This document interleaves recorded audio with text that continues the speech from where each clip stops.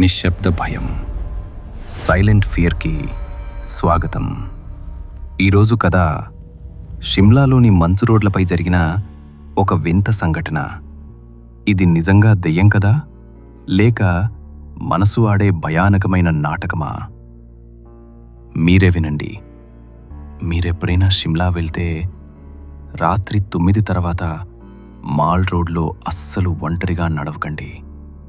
అర్పిత్ అనే స్టూడెంట్కి జరిగిన ఈ నిజమైన సంఘటన వింటే మీకే అర్థమవుతుంది. ఆ రోజు రాత్రి 9 గంటలు. అర్పిత్ ఇంటికి వెళ్తున్నప్పుడు సడన్గా వర్షం మొదలైంది. కాస్త దూరంలో గొడుగు పట్టుకుని ఒక పెద్దాయన వెళ్తూ కనిపించాడు. సరే, గొడుగు షేర్ చేసుకుందాం అని అర్పిత్ వేగంగా నడిచాడు.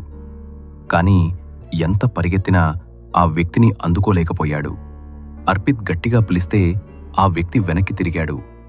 ఆశ్చర్యమేంటంటే చేతిలో గొడుగు ఉన్నా సరే ఆ ముసలాయన పూర్తిగా తడిసిపోయి ఉన్నాడు. అర్పిత్కి భయమేసి నడక మెల్లగా చేశాడు. వెంటనే ఆ ముసలాయన కూడా స్లో అయ్యాడు. అర్పిత్ ఆగిపోయాడు. ఆ వ్యక్తి కూడా ఆగిపోయాడు. అంతలో దేవుడిలా ఒక పోలీస్ జీప్ అక్కడికి వచ్చింది. అర్పిత్ పరుగున వెళ్లి ఆ గొడుగు వ్యక్తి గురించి పోలీసులకి చెప్పాడు.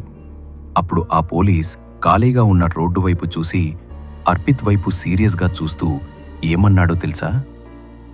అక్కడ ఎవరూ లేరు బాబూ, నువ్వు ఒక్కడివే ఉన్నావు.